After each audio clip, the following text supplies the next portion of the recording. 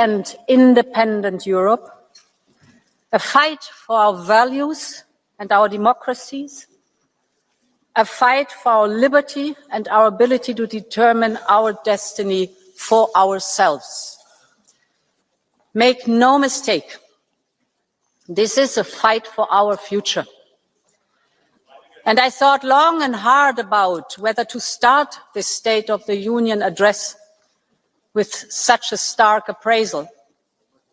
After all, us Europeans are not used to or comfortable with talking in such terms, because our union is fundamentally a peace project. But the truth is that the world of today is unforgiving. And we cannot varnish over the difficulties that Europeans feel every day. They can feel the ground shift beneath them.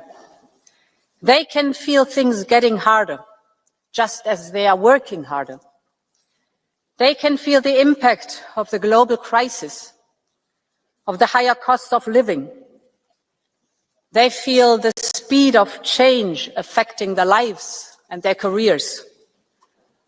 And they worry about the endless spiral of events they see on the news, from the devastating scenes in Gaza to the relentless Russian barrage on Ukraine. We simply cannot wait for this storm to pass. This summer showed us that there is simply no room or no time for nostalgia. Battle lines for a new world order based on power are being drawn right now. So yes, Europe must fight for its place in the world, in which many major powers are either ambivalent or openly hostile to Europe, a world of imperial ambitions and imperial wars, a world in which dependencies are ruthlessly weaponized. And it is for all these reasons that a new Europe must emerge.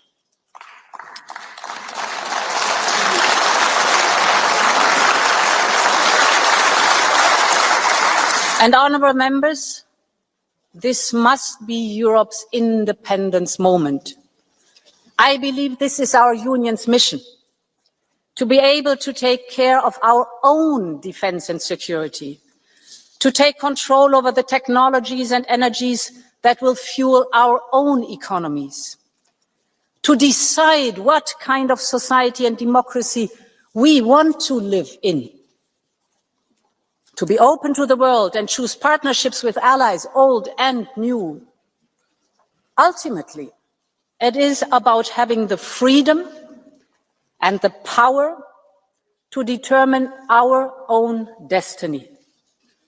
And we know we can do it, because together we have shown what is possible when we have the same ambition, unity and urgency. I must say I've lost count of the number of times that I was told that Europe could not do this and could not do that, in the pandemic, on the recovery plan, on defense, on supporting Ukraine, on energy security, and the list goes on. Every time Europe stood united and made it. And we need to do the same now. So, honourable members, the central question for us today is a simple one. Does Europe have the stomach to fight? Do we have the unity and the sense of urgency, the political will and the political skill to compromise? Or do we just want to fight between ourselves, be paralyzed by our divisions? That is what all of us have to answer. Every member state, every member of this House, every commissioner, all of us. And in my eyes, the choice is very clear. So my pitch today is a pitch for unity. Unity between member states. Unity between European institutions. Unity between the pro-European democratic forces of this House.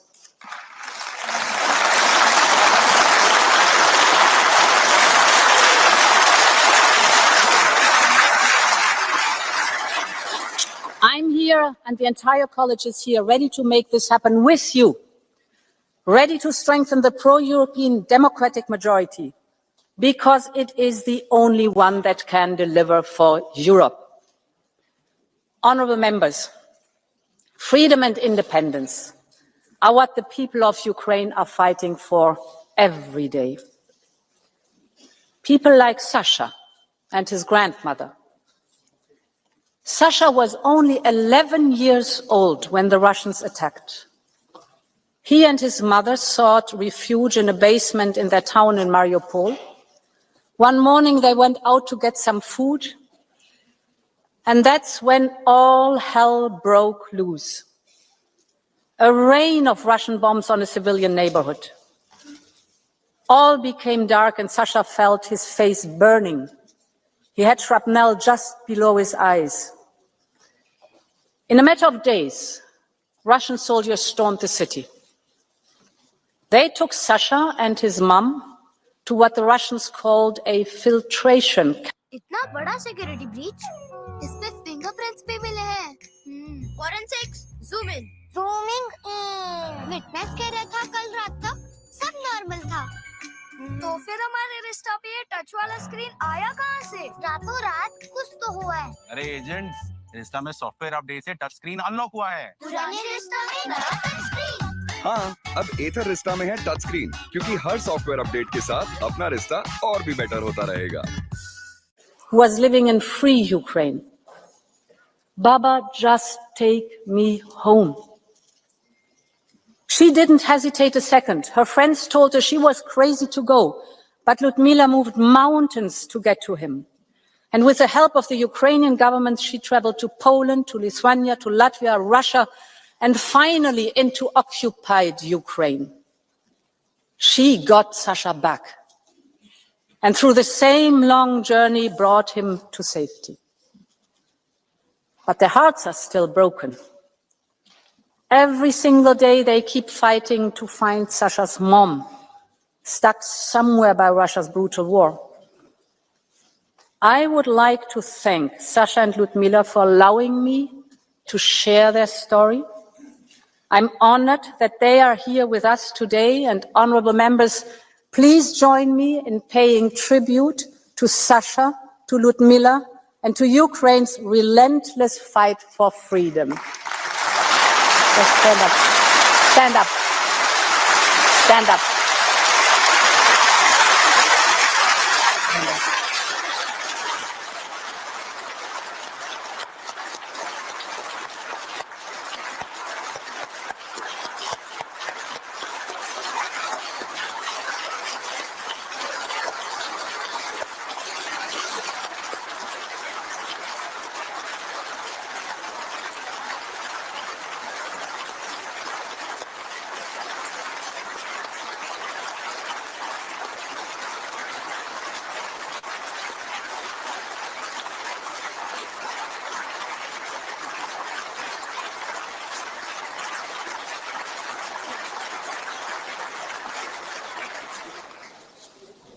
Sadly, Sasha's story is far from unique.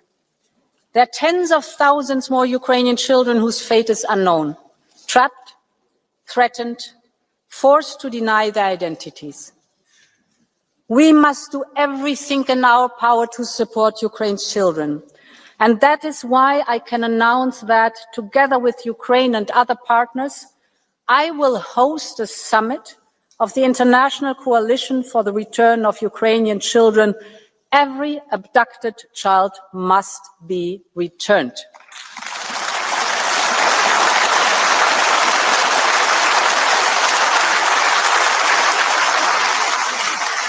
Honourable members, this war needs to end with a just and lasting peace for Ukraine. Because Ukraine's freedom is Europe's freedom. The images in Alaska were not easy to digest. But just a few days later, European leaders came to Washington to support President Zelensky and secure commitments. Real progress has been made since then. Just last week, 26 countries in the coalition of the willing said they were ready to be part of a reassurance force in Ukraine or participate financially in the context of a ceasefire. We will continue to support all diplomatic efforts to end this war. But we have all seen what Russia means by diplomacy. Putin refuses to meet President Zelensky. Last week, Russia launched the largest number of drones and ballistic missiles in a single attack. Yesterday, there was a missile attack on a village in Donetsk, targeting people waiting to pick up their pensions. More than 20 were killed. And just today, we have seen a reckless and unprecedented violation of Poland and Europe's airspace by more than 10 Russian Shahid drones. Europe stands in full solidarity with Poland.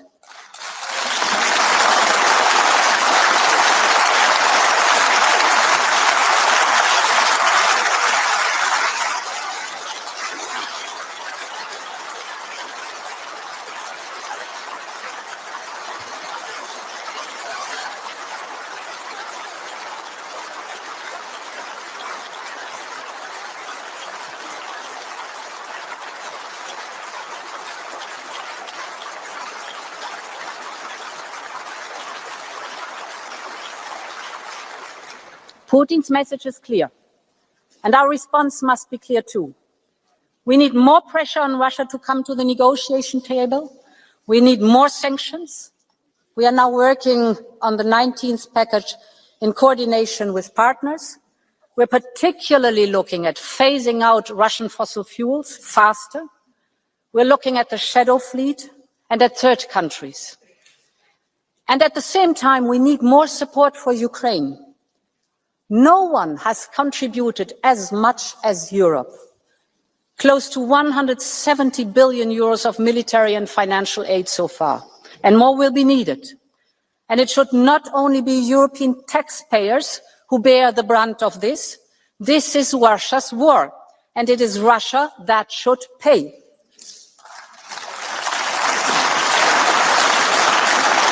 And this is why we need to work urgently on a new solution to finance Ukraine's war response and effort on the basis of the immobilized Russian assets. With the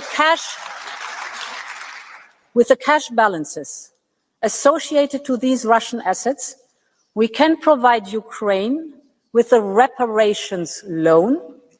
The assets themselves will not be touched, and the risk will have to be carried collectively.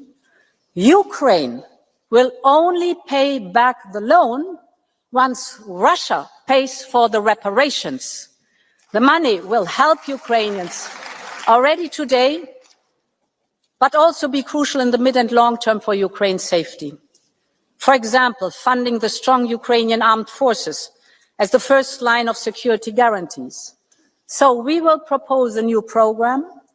We call it Qualitative Military Edge. It will support investment in the capabilities of the Ukrainian armed forces. Take drones, for example.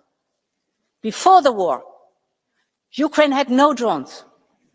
Today, Ukraine's use of drones, it is Ukraine's use of drones that is accounting for over 2/3 of Russian equipment losses. It is a reminder of the power of human ingenuity in our open societies. But we also know that Russia is catching up fast, supported by the Iranian Shahid drones. And it is seizing the advantage of industrial mass production. Saturday, in one single night, Russia sent 800 drones to Ukraine in one single night. So, ingenuity helped to open a door for Ukraine's defense, but raw industrial might, on the other side, may threaten to sweep it closed. So we can use our industrial strength to support Ukraine to counter this drone warfare. We can help transform Ukrainian ingenuity into battlefield advantage and into joint industrialization. And this is why I can also announce that Europe will front-load 6 billion euros from the ERA loan and enter into a drone alliance with Ukraine. Ukraine has the ingenuity. What it needs now is scale. And together we can provide it so that Ukraine keeps its edge and Europe strengthens its own.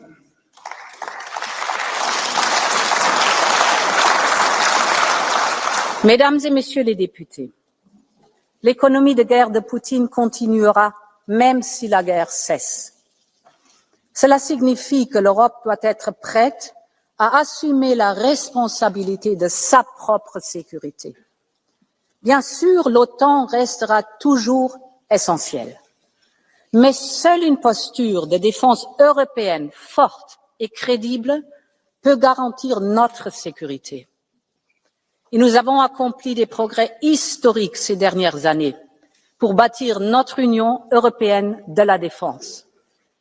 Au début de cette année, nous avons lancé le plan Readiness 2030, qui pourrait mobiliser jusqu'à 800 milliards d'euros d'investissement dans le domaine de la défense. Cela inclut le programme SAFE, désormais prêt à fournir 150 milliards d'euros pour des achats communs. 19 États membres ont déjà soumis une demande. Le programme est complètement souscrit. Ça, c'est une très bonne nouvelle. Nous travaillons aussi à accorder une prime à ceux qui soutiennent l'Ukraine ou achètent du matériel ukrainien. C'est une aide financière d'urgence face à un besoin urgent. La semaine dernière, j'ai pu le constater de mes propres yeux en visitant les États membres en première ligne. Ce sont eux qui connaissent le mieux la menace russe. Et sans aucun doute, le flanc oriental de l'Europe protège toute l'Europe, de la mer Balte à la mer Noire.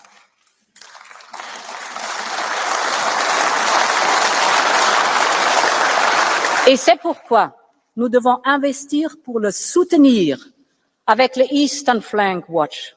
Cela signifie doter l'Europe de moyens stratégiques indépendants. Nous devons investir dans la surveillance spatiale en temps réel afin qu'aucun mouvement de force ne passe inaperçu. Nous devons répondre à l'appel de nos amis baltes et bâtir ce mur de drones. Ce n'est pas une ambition abstraite, c'est le fondement d'une défense crédible. Une capacité européenne développée, déployée et entretenue conjointement, réactive en temps réel, sans aucune ambiguïté sur nos intentions. L'Europe défendra chaque centimètre carré de son territoire, mesdames et messieurs.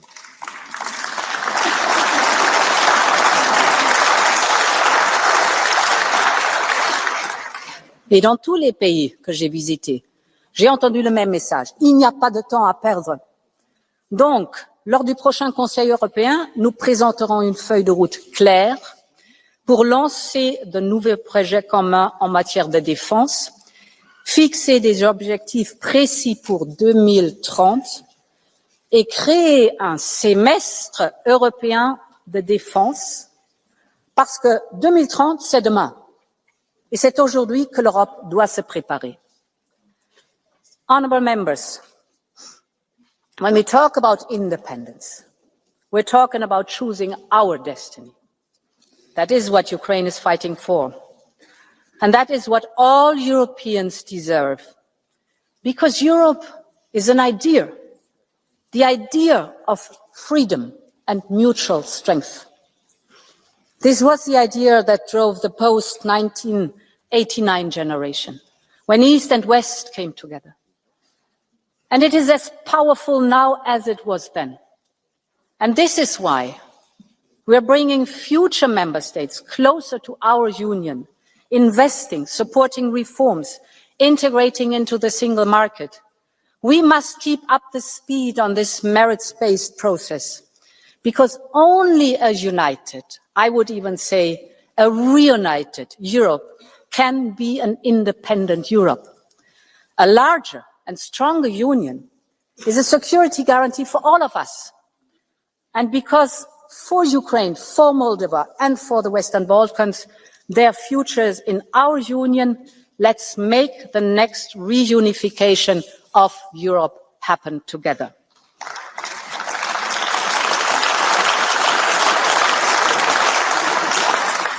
Honourable members, what is happening in Gaza has shaken the conscience of the world. People killed while begging for food. Mothers holding lifeless babies. These images are simply catastrophic. So I want to start with a very clear message. Man-made famine can never be a weapon of war. For the sake of the children, for the sake of humanity, this must stop.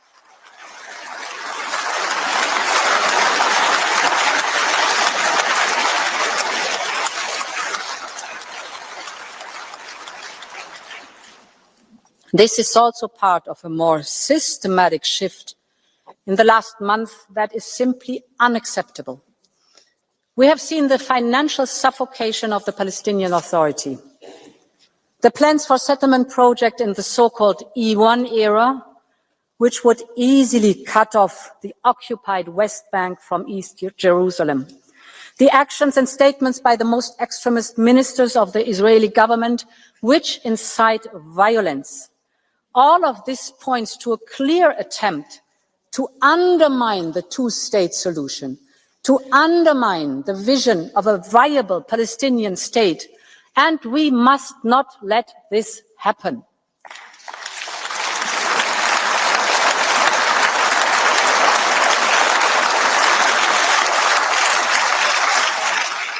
And honourable member, it truly pains me to say these words, and I know that for many citizens, Europe's inability to agree on a common way forward is equally painful.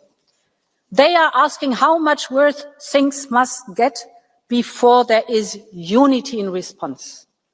I understand, because what is happening in Gaza is unacceptable. And because Europe must lead the way, just as it has done before. Our financial support and humanitarian aid far outweigh that of any other partner. Our commitment to a viable Palestinian Authority is keeping the two-state solution alive, and we must urge others to urgently step up to both in the region and beyond. But, of course, Europe needs to do more. Many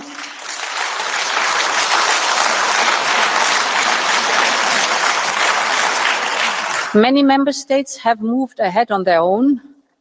On our side, we proposed to suspend parts of our Horizon funding, but this is stuck without a majority. We must overcome this. We cannot afford to be paralyzed. And this is why I will propose a package of measures to carve out a way forward. First, the Commission will do all that it can do on its own. We will put our bilateral support to Israel on hold. We will stop all payments in these areas without affecting our work with Israeli civil society or Yad Vashem. Second, we will make 2 further proposals to the Council. We will propose sanctions on the extremist ministers and on violent settlers.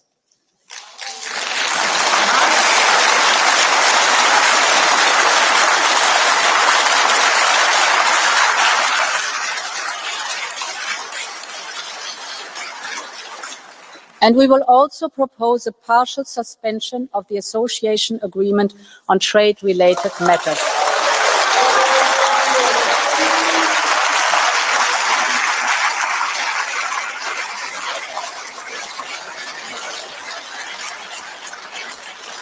I am aware it will be difficult to find majorities. And I know that any action will be too much for one and too little for others. But we must all take our own responsibility. Parliament, Council, Commission. My third point, we will set up a Palestine donor group next month, including a dedicated instrument for Gaza reconstruction.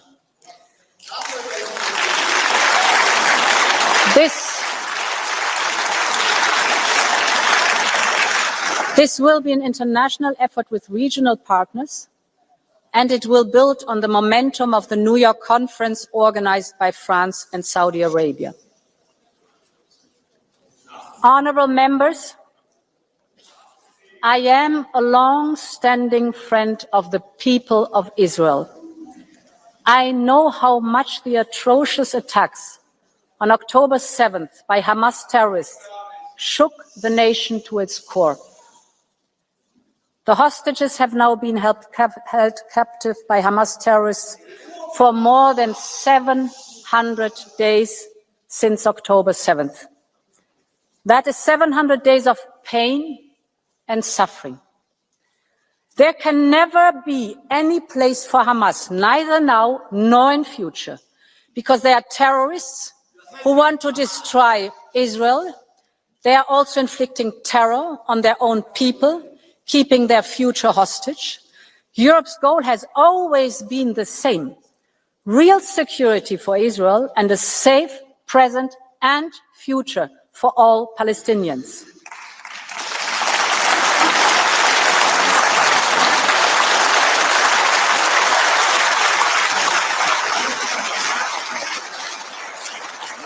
And that means that hostages must be released, that there should be unrestrained access to all humanitarian aid, and that there must be an immediate ceasefire.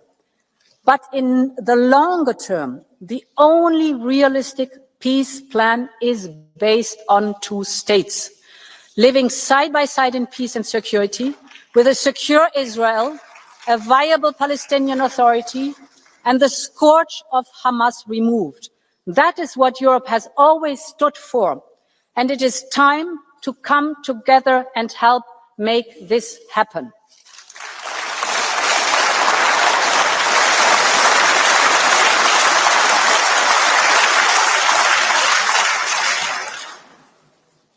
Honourable members, the transition is now hard. I want to speak about competitiveness.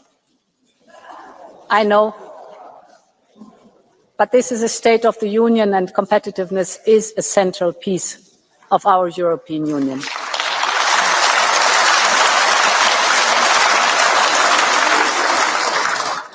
Europe's independence will depend on its ability to compete in today's turbulent times.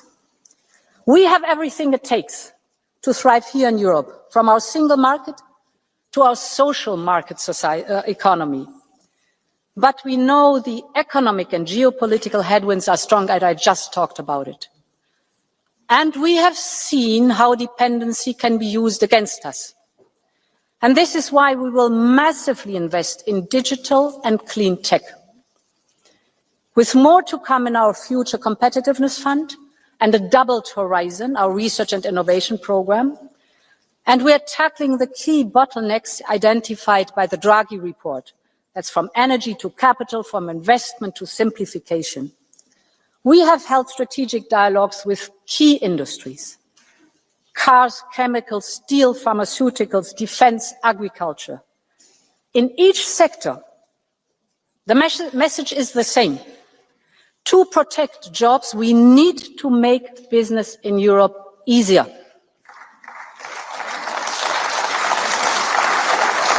A digital euro, for example, will make it easier for companies and consumers alike.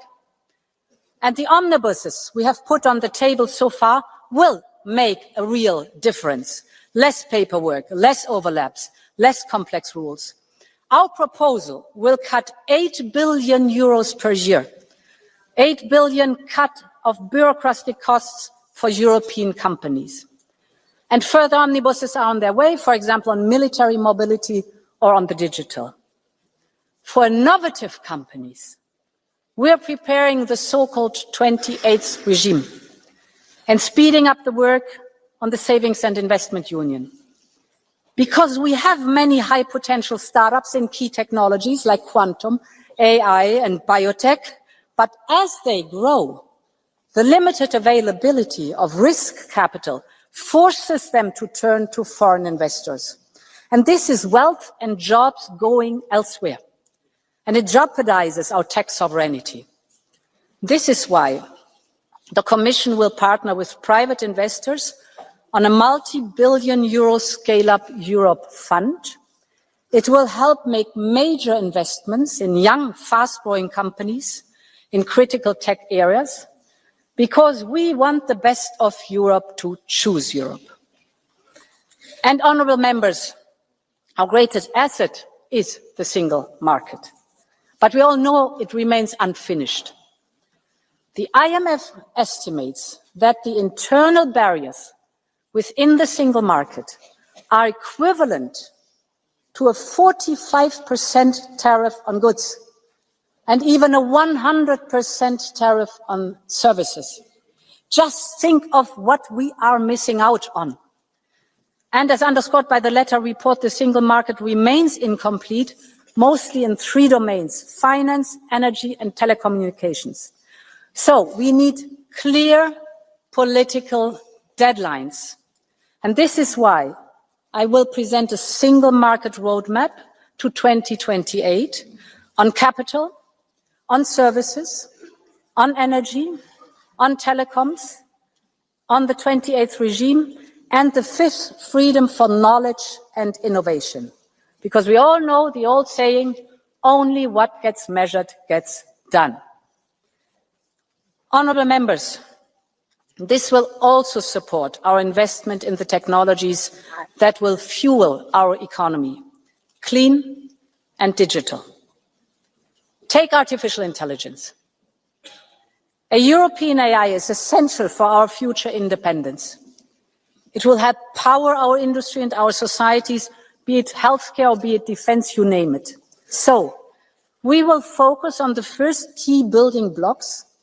That's from the Cloud and AI Development Act to the Quantum Sandbox.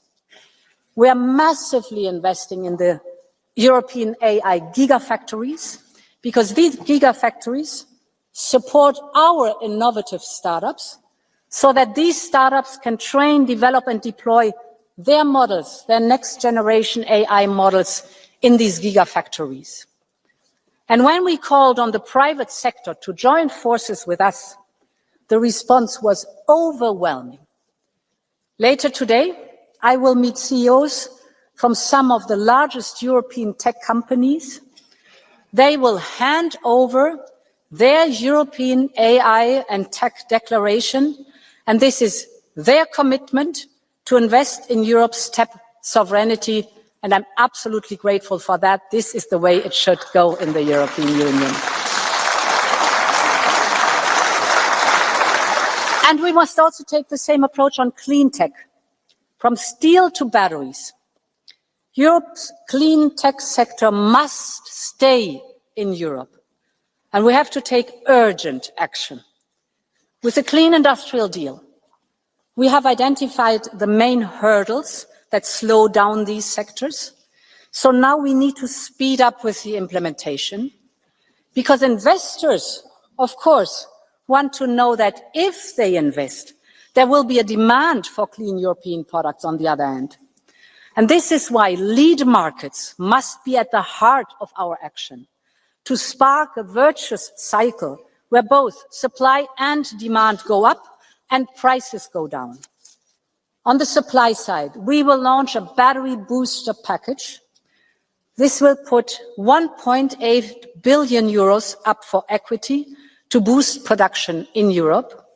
You know that batteries are key enablers of other clean tech, especially electric vehicles. So this goes to the heart of our economic independence. On the demand side, we must urgently drive demand for European industrial leadership in clean tech. And this is why we will introduce a Made in Europe criteria in public procurement.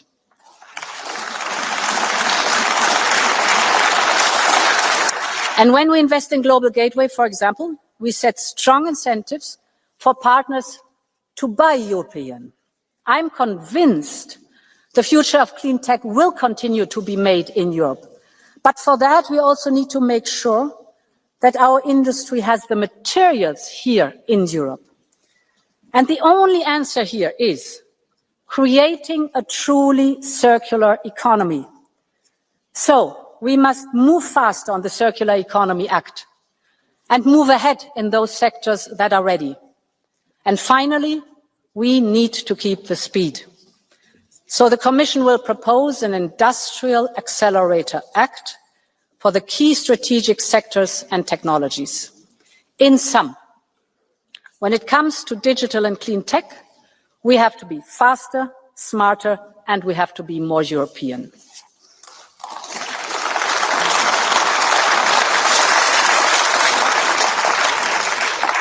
Honourable members, already today, low carbon sources account for over 70% of our electricity. We are global leaders in clean tech patents, better than the United States, racing with China. When it comes to venture capital for clean tech, we are catching up with the United States and way ahead of China. We're firmly on track to achieve our 2030 targets to cut emissions by at least 55%. This is the power of the European Green Deal, and we must stay the course on our climate and environmental goals. This is a must, honourable members.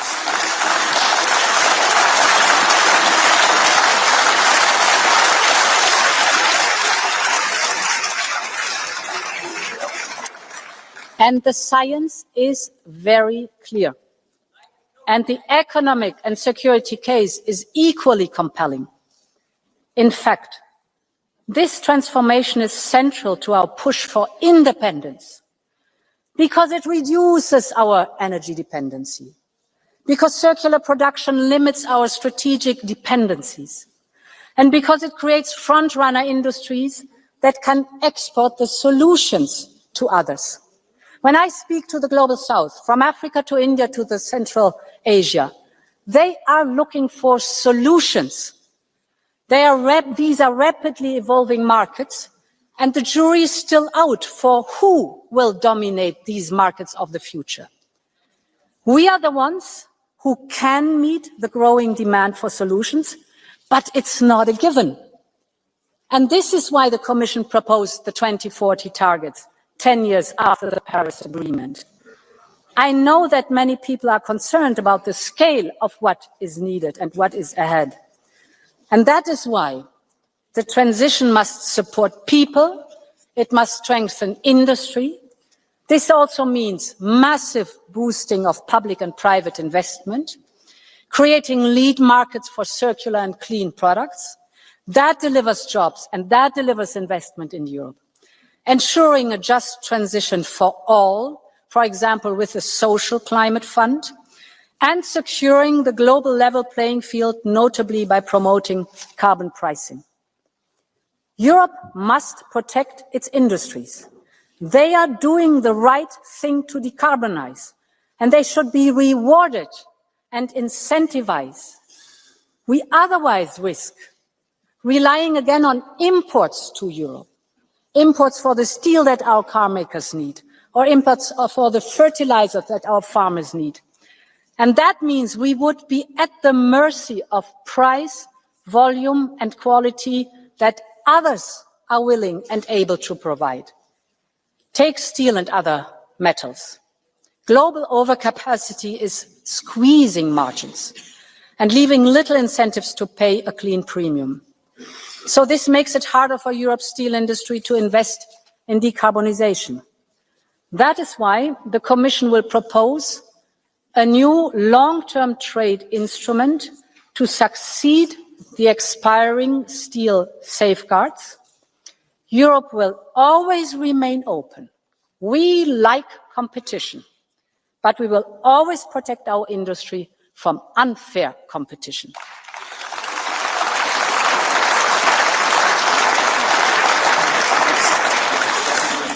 Honourable members, when we talk about competitiveness, we talk about jobs. We're talking about people and their livelihood. So the bottom line is that workers must be empowered if we are to have a competitive economy. And that is why we will propose a Quality Jobs Act to ensure that modern employment keeps pace with the modern economy. And this is important because we know how hard times have been for so many families, how costs have rocketed up, how people are making sacrifices to make ends meet. This is a matter of basic social justice. This is why we urgently need an ambitious European anti-poverty strategy. We will lay out our plan to help eradicate poverty by 2050, backed by a strong child guarantee to shield our children from poverty.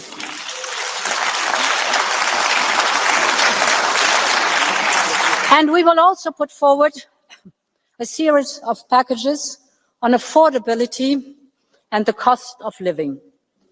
Allow me to give you 4 telling examples. The first is energy. When the energy costs rise, it is not just a number on the bill. It is every single part of people's life that is affected. So at the height of the energy crisis in the last years, Europe acted. And thanks to that common effort, we quickly managed to stabilize prices and secure supply. We are now on the path to energy independence. But energy bills are still a real source of anxiety for millions of Europeans, and costs are still structurally too high for industry. We know what drove prices up. That was dependency on Russian fossil fuels. So it's time to get rid of dirty Russian fossil fuels completely.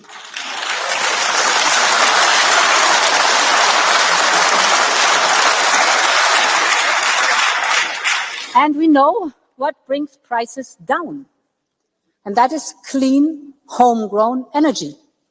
We need to generate more homegrown renewables with nuclear as a base load, but we also need to urgently modernize and invest in our infrastructure and our interconnectors. This is why we will propose a new grids package to strengthen our grid infrastructure and speed up permitting. And to go with that, I'm presenting today a new initiative called Energy Highways. We have identified 8 critical bottlenecks in our energy infrastructure that goes from the Øresund Strait to the Sicilian Canal. We will now work to remove these bottlenecks one by one. We will bring governments and utilities together to address all outstanding issues, because Europeans need affordable energy right now. And honourable members, a home is not just 4 walls and a roof. It is safety. It is warmth. It's a place for family and friends. It is belonging. But for too many Europeans today, home has become a source of anxiety. It can mean debts and uncertainty. The numbers tell a painful truth. House prices are up by more than 20% since 2015. Building permits down by over 20% in 5 years. This is more than a housing crisis. This is a social crisis. It tears Europe's social fabric. It weakens our cohesion, and it also threatens our competitiveness. Nurses, teachers, and firemen cannot afford to live where they serve. Students drop out because they cannot pay the rent. Young people delay starting families. This is why still this year, after receiving your input, we will present the first ever European affordable housing plan to make housing more affordable, more sustainable, and of better quality. It will be a European effort anchored in local realities. We need a radical overhaul of the way we tackle this issue. We need to revise our state aid rules to enable housing support measures. We need to make it much easier to build new houses and student residences. And we will also propose a legal initiative on short-term rentals to tackle the remaining issues. So we need all of society, all lawmakers, all stakeholders to come together. And in this spirit, we will convene the first European Housing Summit to ensure it is at the top of our agenda. Honourable Member, housing is a dignity. It is about fairness. It is about Europe's future. 8 years ago, the European Pillar of Social Rights made housing a social right in Europe. So it's time to turn this promise now into reality. The third example I would like to highlight is cars. Cars are the pillar of our economy and industry. They are our European pride. Millions of jobs depend on it. Earlier this year, we gave the sector more flexibility to reach their 2025 targets. This is working. And with respect for technology neutrality, we are now preparing the 2035 review. Millions of Europeans want to buy affordable European cars.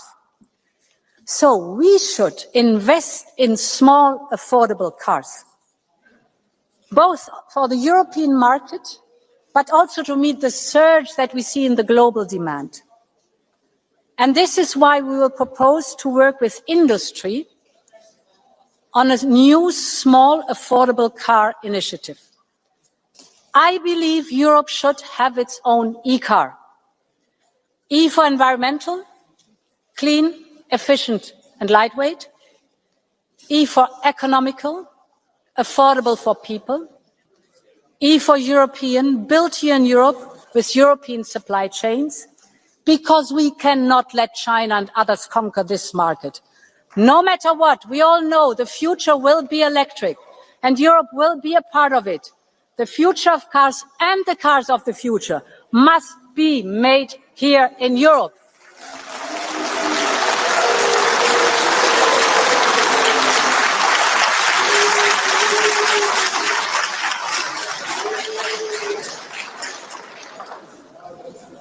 Honourable Member, the final example I want to highlight is linked to food. In Europe, we have access to high-quality food that our outstanding farmers and fishers produce at affordable prices.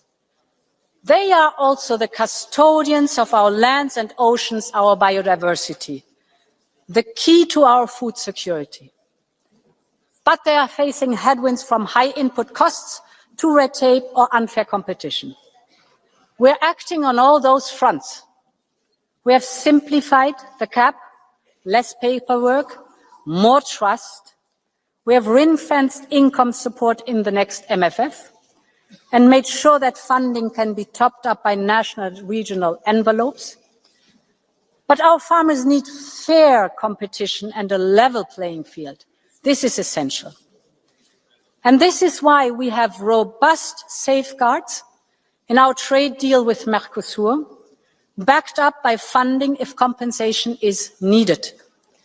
We also need to strengthen the position of farmers in the food chain. For too long, their hard work has not paid off as it should.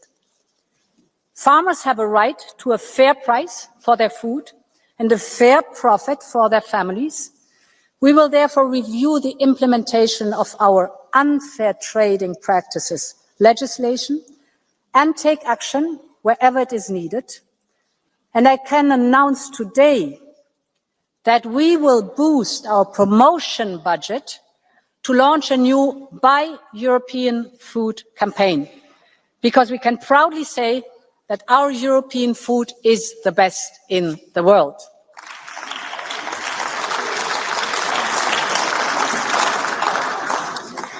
Honourable Members, when we talk about competitiveness and independence, we must talk about our relations with the United States. I've heard many things about the deal agreed in summer.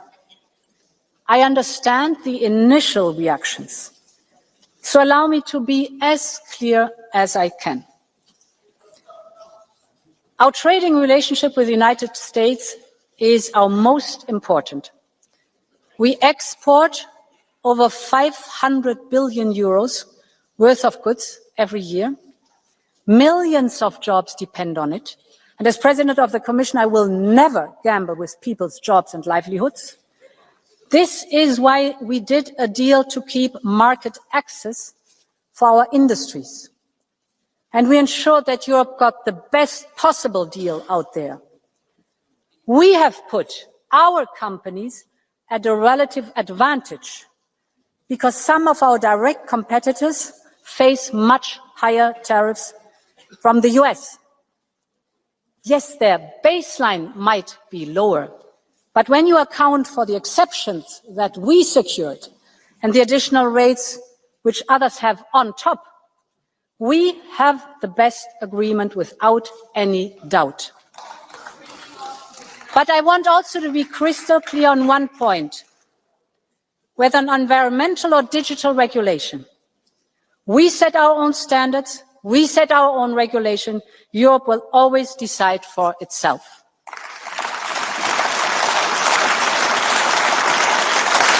And honourable members, I do not believe in tariffs. Tariffs are taxes. But the deal provides crucial stability in our relations with the United States at a time of grave global insecurity.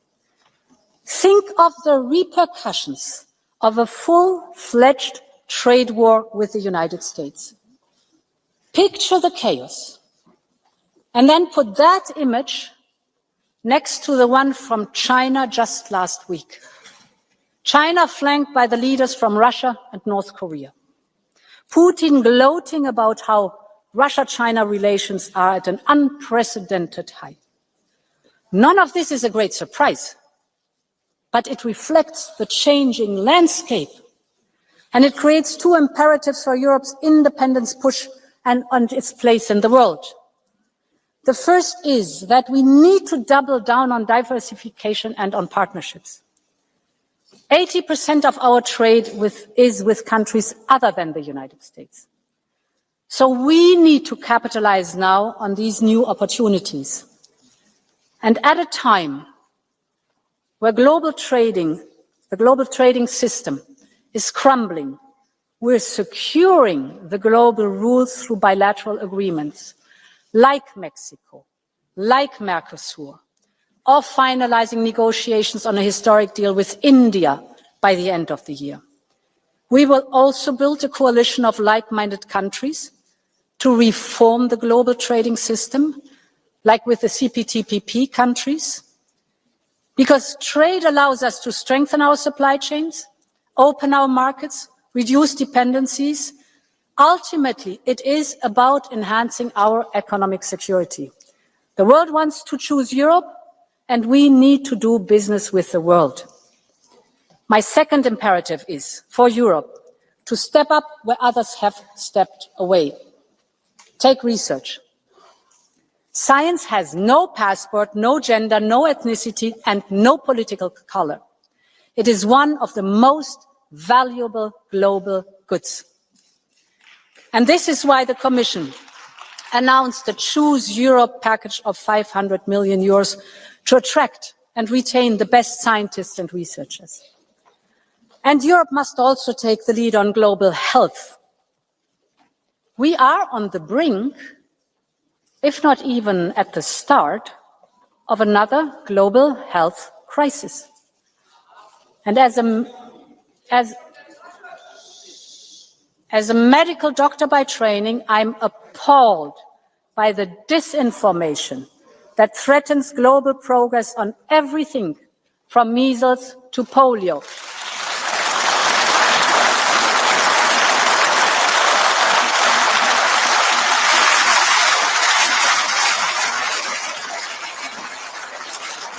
And this is why today I can announce that the European Union will head a new global health resilience initiative, because the world is looking to Europe and Europe is ready to lead.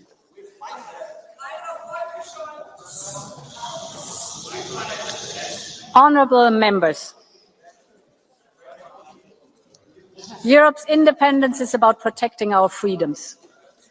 And this is very important because these freedoms, this shouting side of the House should listen very carefully.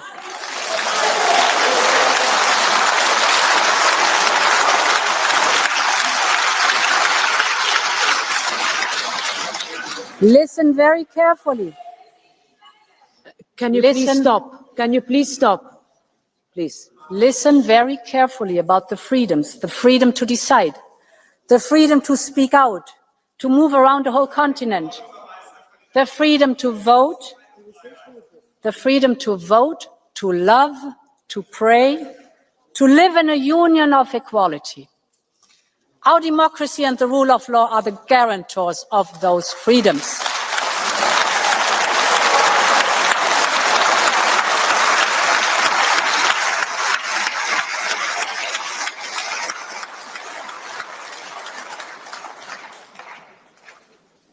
This is why we have done so much to strengthen our tools and step up enforcement.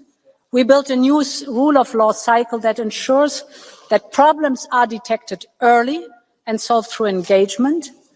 We need an integrated annual cycle of the rule of law, a common rhythm, clear milestones, and contributions from all institutions. And our focus must be to close the existing loopholes. We have strengthened the link between funds and the respect of the rule of law, and with the next long-term budget, we will go even further.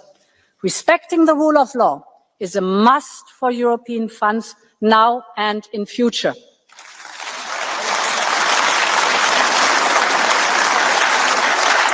And honourable members, the rise in information manipulation and disinformation, as we hear, is dividing our societies.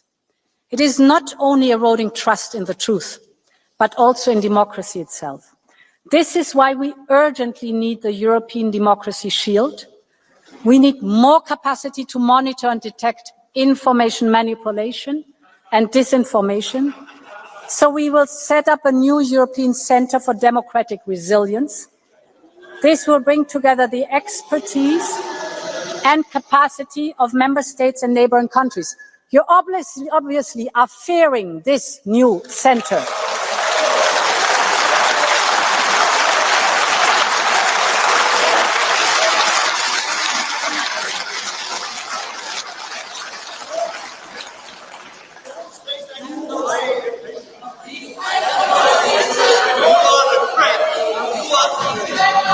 Okay, I understand that shouting has become a little bit of a tradition. Can you listen, please, to this discussion, and then you'll have the time to speak?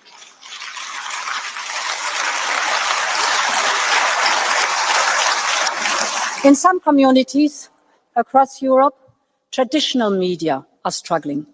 In many rural areas, the days of going out for local paper is a nostalgic memory. This has created many news deserts where disinformation thrives, and this is so dangerous for our democracy, because informed citizens who can trust what they read and hear are essential to keep those in power accountable. And when independent media is dismantled or neutralized, our ability to monitor corruption and preserve democracy is severely weakened. This is why the first step, listen careful, this is why the first step in an autocrat's playbook is always to capture independent media, because this enables backsliding and corruption to happen in the dark. So we need to do more to protect our media and our independent press. And this is why we will launch a new media resilience program. And this media resilience program will support independent journalism and media literacy, but we also need to invest to address some of the root causes of this threat. This is why in the next budget, we have proposed to significantly boost funding for media. We also need to enable private equity. We will therefore use our tools to support independent and local media. A free press is the backbone of any democracy, and we will support Europe's press to remain free despite your shouting.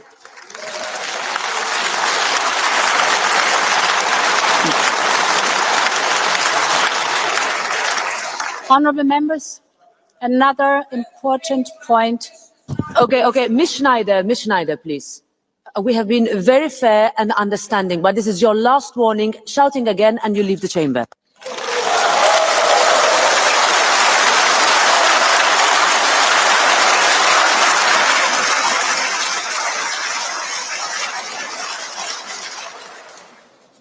Let's have a look at social media. It has many, many benefits for connecting people. But I would like to raise one very specific topic. And this is the effects of giving our children unfettered access to social media. As a mother of 7 and a grandmother of 4, I feel the anxiety of parents who are doing their best to keep their children safe. These parents worry that when their children pick up a phone, they could be exposed to the wide-ranging dangers simply with a scroll. Online bullying, adult content, promoting self-harm, and algorithms that prey on children's vulnerabilities with the explicit purpose of creating addictions. Too often, mums and dads feel powerless and helpless, that they are drowning against the tsunami of big tech flooding their family homes. I strongly believe that parents, not algorithms, should be raising our children. And their voice must be heard. This is why today I'm here to tell you that I'm listening. Just as in my days, we as a society taught our children that they could not smoke, drink, or watch adult content until a certain age. I believe it is time we consider doing the same for social media. Our friends in Australia are pioneering a social media restriction. I'm watching the implementation of their policy closely to see what next steps we can take here in Europe. I will commission a panel of experts to advise me by the end of this year on the best approach for Europe. We'll approach this carefully and listen to everyone. And in all of this work, we will be guided by the need to empower parents and to build a safer Europe for our children. Because when it comes to kids' safety online, Europe believes in parents and not in profits.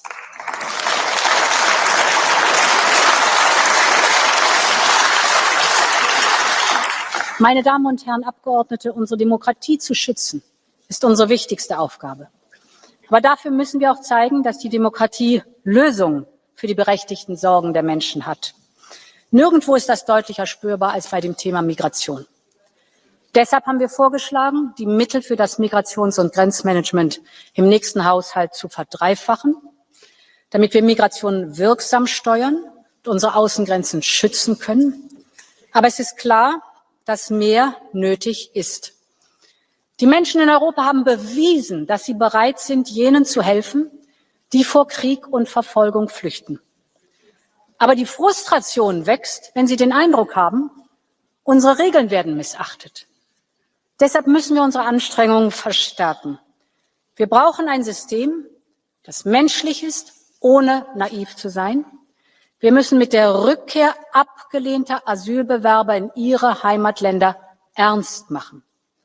Es kann doch nicht sein, dass nur 20% derjenigen, die nicht bleiben dürfen, Europa tatsächlich verlassen. Wir brauchen daher eine schnelle Übereinkunft beim gemeinsamen europäischen Rückkehrsystem. Wir dürfen keine Zeit mehr verlieren. Und wir müssen auch sicherstellen, dass wir den Migrations- und Asylpakt voll und ganz umsetzen, sobald er in Kraft ist. Er ist streng, aber fair. Und er wird nur funktionieren, wenn alle ihren Anteil leisten. Mitgliedstaaten aus Nord wie Süd, aus Ost wie West. Selbstverständlich werden wir unseren internationalen Verpflichtungen immer nachkommen. Wir haben das in der Vergangenheit getan, wir tun das heute, wir werden das in Zukunft tun. Aber es sind wir in Europa, die entscheiden, wer zu uns kommt und unter welchen Umständen, und nicht die Schlepper und Schleuser.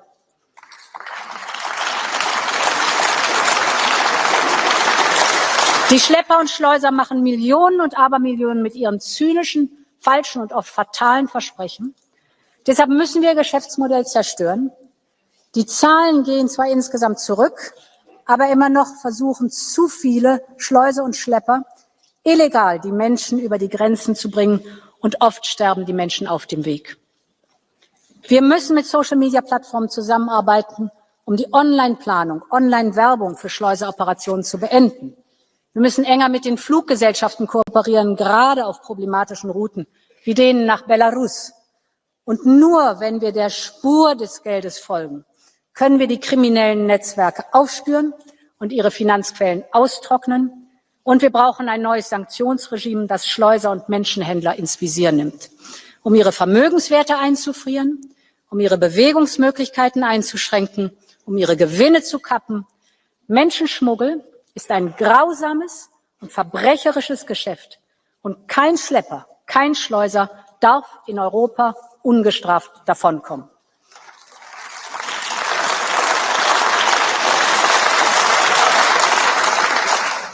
Honourable Member, the point I want to make is simple. If it matters to Europeans, it matters to Europe. This is our enduring duty to deliver. This summer, we all saw the pictures of Europe's forests and villages on fire. More than 1 million hectares were burned. An area around a third of the size of Belgium. The scale of the damage is enormous. And we know it is not a one-off. Climate change is making each summer hotter, harsher, and more dangerous. And this is why we have to radically step up our efforts into climate resilience and adaptations and nature-based solutions. But we must also give ourselves the tools to respond. And this is why we will propose to create a new European firefighting hub based in Cyprus, which could also support our regional neighbors. We know the difference our civil protection mechanism can make. Just over the summer, 760 brave Europeans were sent to all corners of Europe, literally running towards the flames. And I would like to conclude my speech with a tribute to them. The firefighters, the pilots, the crews, everyone stepped up. And I would like to tell you the story of a group of 20 Greek rangers. They are specialists in taming the fiercest of forest fires. When the fires erupted in the Asturias region, Spain called Europe for help. And Greece answered the call. The flames were so vast, the smoke could be seen from space. But for 5 days, these 20 Greek rangers stood shoulder to shoulder with their Spanish colleagues. As the flames swept closer to the village of Genestoso, they fought day and night to contain the inferno. And in the end, together, they tamed the fire and the village was saved. And honourable members, it is such an honour to welcome one of these heroes today. The leader of the Greek team, Lieutenant Nikolaios Paisios. Lieutenant, dear Nikolaios, your courage is an inspiration to all of us.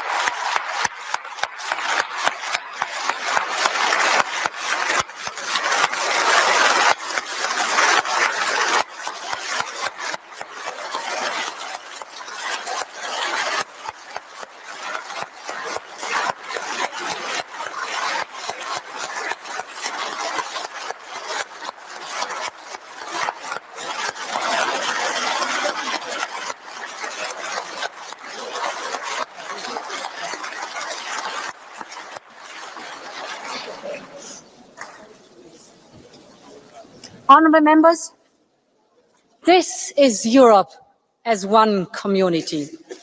This is the Europe that I love and that you love, we all love. This is the Europe that we must protect at all costs, and we must do that together. I want to work with this House and with all pro-European democratic forces to deliver for Europe. I'm working on legislative packages to empower this pro-European majority. And I'm so delighted, dear Roberta, that we have managed to renew the framework agreement between the Commission and the Parliament. This will only strengthen our cooperation. And it will be an enabler for us to work on the real reforms that are needed. Because I support the right of initiative of the European Parliament. And I believe that we need to move. I believe that we need to move to qualified majorities in some areas, for example, in foreign policy. It is time to break free from the shackles of unanimity. The point is that we need to make sure that our union is faster and can deliver. Because this is how we can win the fight together, to deliver Europe's independence moments.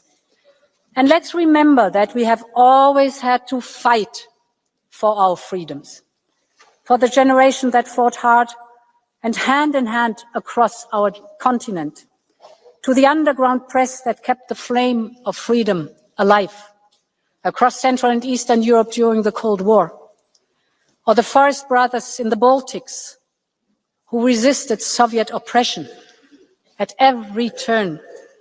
This struggle, this fight, is deeply ingrained in who we are as Europeans. 80 years ago, our continent was hell on earth. 40 years ago, our continent was divided by a wall. But on each occasion, Europeans decided to fight for a better future, to make itself whole and to make the whole strong. And that is what I will strive for every single day with you, honourable members. Long live Europe. Thank you so much.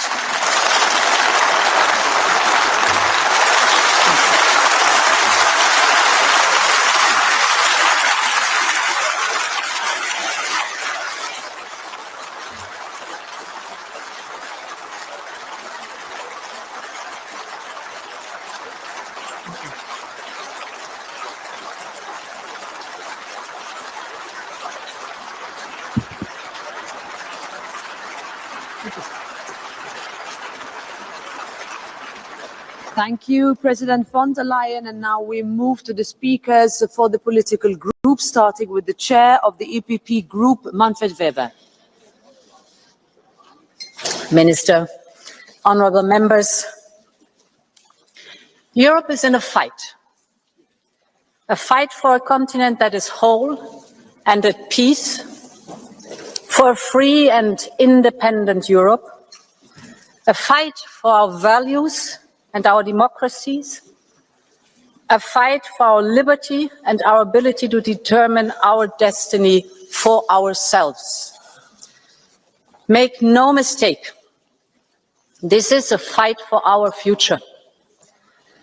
And I thought long and hard about whether to start this State of the Union address with such a stark appraisal. After all, us Europeans are not used to or comfortable with talking in such terms, because our union is fundamentally a peace project. But the truth is that the world of today is unforgiving. And we cannot varnish over the difficulties that Europeans feel every day. They can feel the ground shift beneath them.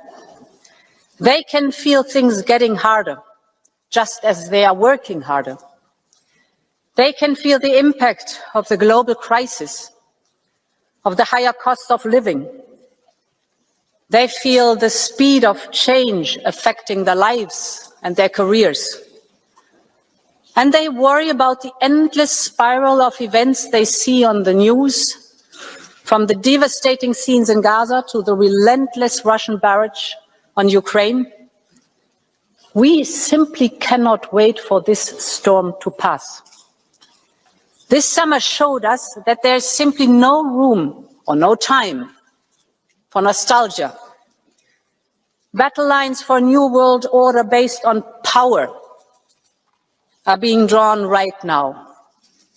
So yes, Europe must fight for its place in the world, in which many major powers are either ambivalent or openly hostile to Europe, a world of imperial ambitions and imperial wars, a world in which dependencies are ruthlessly weaponized.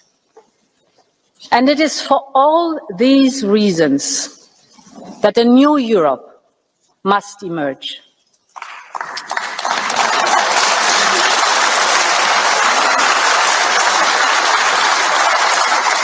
And honourable members, this must be Europe's independence moment. I believe this is our Union's mission, to be able to take care of our own defence and security, to take control over the technologies and energies that will fuel our own economies, to decide what kind of society and democracy we want to live in, to be open to the world and choose partnerships with allies, old and new. Ultimately, it is about having the freedom and the power to determine our own destiny. And we know we can do it, because together we have shown what is possible when we have the same ambition, unity and urgency. I must say I've lost count of the number of times that I was told that Europe could not do this and could not do that, in the pandemic, on the recovery plan, on defence, on supporting Ukraine, on energy security, and the list goes on. Every time Europe stood united and made it. And we need to do the same now. So, honourable members, the central question for us today is a simple one. Does Europe have the stomach to fight? Do we have the unity and the sense of urgency, the political will and the political skill to compromise? Or do we just want to fight between ourselves, be paralyzed by our divisions?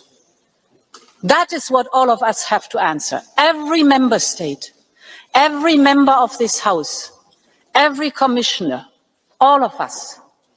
And in my eyes, the choice is very clear. So my pitch today is a pitch for unity. Unity between member states. Unity between European institutions. Unity between the pro-European democratic forces of this House.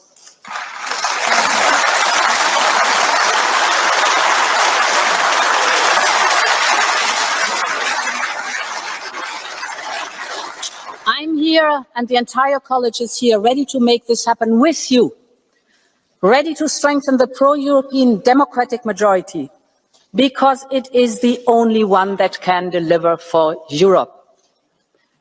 Honourable members, freedom and independence are what the people of Ukraine are fighting for every day. People like Sasha and his grandmother. Sasha was only 11 years old when the Russians attacked.